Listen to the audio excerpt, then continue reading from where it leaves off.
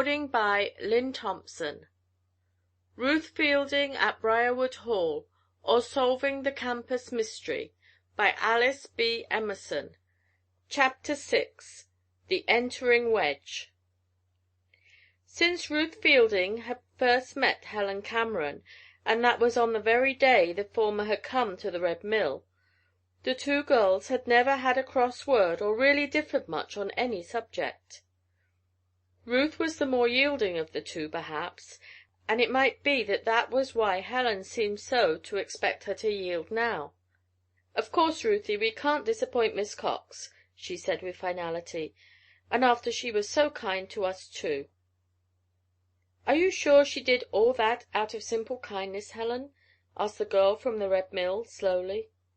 "Why, what do you mean?"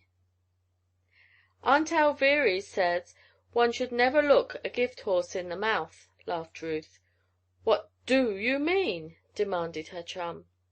"Why, Helen, doesn't it seem to you that Mary Cox came out deliberately to meet us, and for the purpose of making us feel under obligation to her?"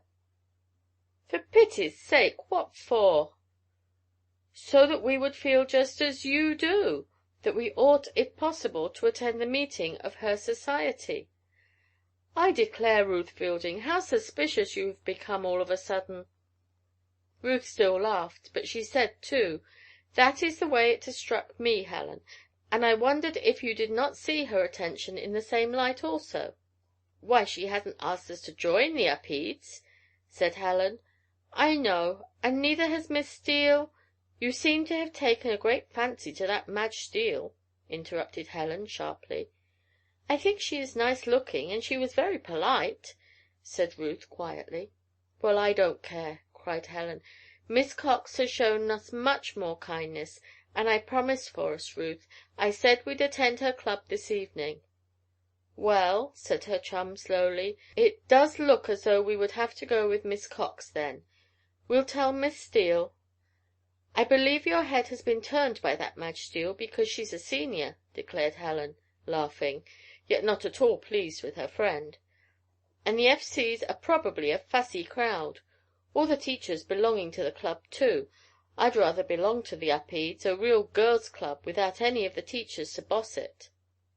Ruth laughed again, but there was no sting in what she said. "I guess you've made up your mind already that the Up and Doing Club is the one Helen Cameron wants to join."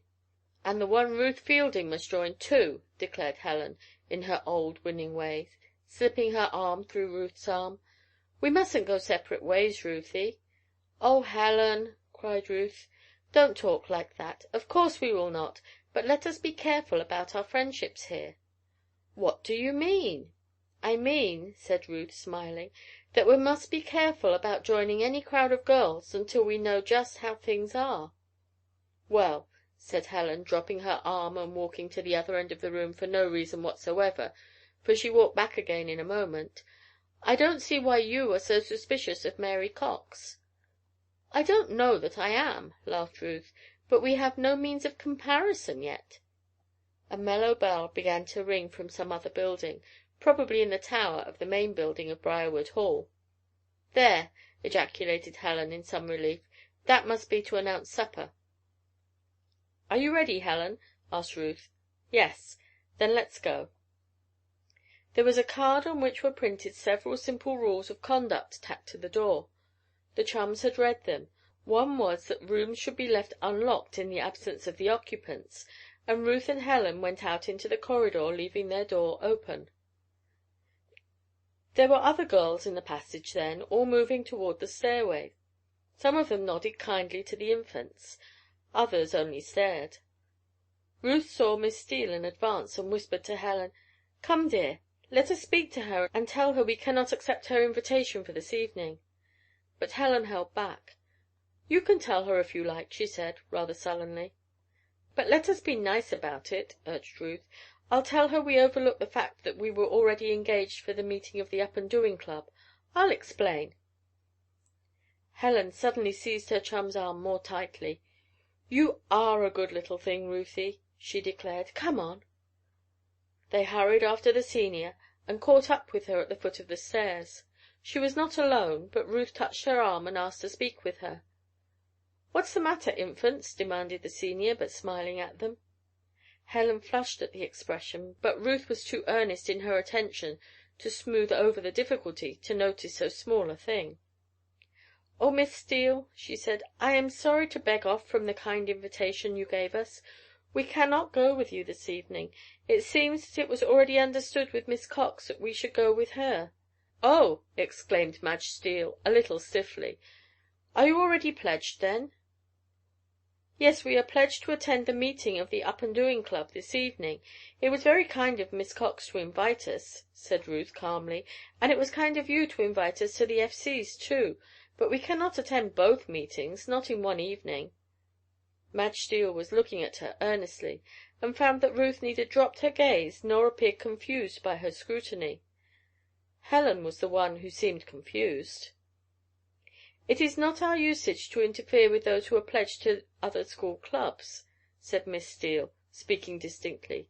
"I understand, then, that you are not pledged."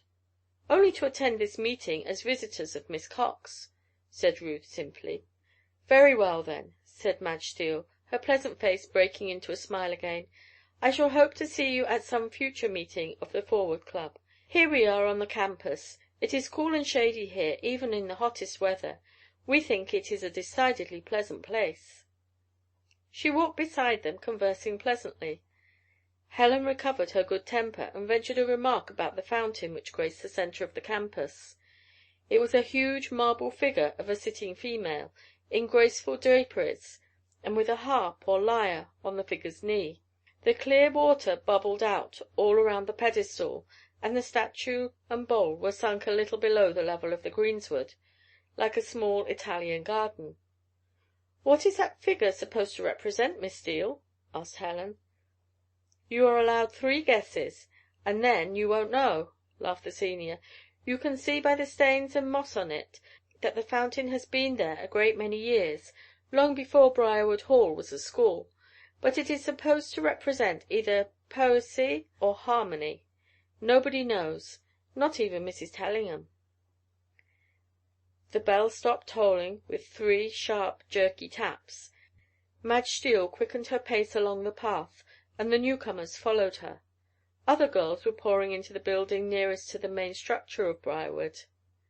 A broad stairway led up to assembly rooms, and out of the lower hall opened a large dining room, in which were 10 or 12 long tables, and at which the girls were already being seated by some sort of system. "I don't know where you will be seated," said Madge Steele hastily. "I am at the second senior table. Here comes Miss Picolet. She will attend to you Infants." "Oh, it's the little French teacher," said Helen. Ruth met the lady with a smile. Miss Picolet nodded at them both, and put out her tiny hand. She really was no taller than Helen. "I am glad, young ladies, to see you in such good company. Miss Steele is well worth cultivating," she said. "Come this way. You will be seated in the junior division. It is probable that you will be placed in that grade permanently.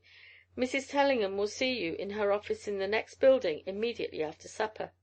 Ruth and Helen followed the doll-like teacher to their seats. The girl whom Mary Cox had called Heavy, and indeed it was a most appropriate name, was already seated, and was right at Ruth's elbow. "Oh, I do hope they'll be seated soon," Ruth heard the overplump girl murmur. "This is cup custard night, and I'm so hungry." The tables were laid nicely. There were several waitresses, and besides Miss Picolet there were at least 4 other ladies whom Ruth knew must be teachers. The hall was by no means filled. There were not more than 150 girls present. The door at the far end opened, and a handsome, white-haired, pink-cheeked lady entered. She mounted a slightly raised platform and stood for a moment overlooking the room. "It's Mrs. Tellingham," whispered the fat girl to Ruth, seeing the question in the latter's face. The preceptress was a really handsome lady, perhaps 45, perhaps 10 years older. Her perfectly white hair, thick and well arranged, seemed to have been the result of something besides age. Her face was quite free from any age marks. There was a kind look in her eyes, a humorous expression about her mouth. Helen leaned toward Ruth and whispered, "I know I shall just love her, Ruth, don't you?" "And you won't be alone in that, Infant," said the girl on Helen's other hand. "Now!" Mrs. Hellingham raised her hand. The school arose and stood quietly while she said grace. Another motion of the hand and they sat down again. The bustle of supper then began, with the girls talking and laughing, the waitresses serving a plain, hot meal, and everybody in apparent good nature, and happy. Ruth could scarcely pay attention to the food, however, she was so much more interested in those who were to be her schoolfellows. Chapter 7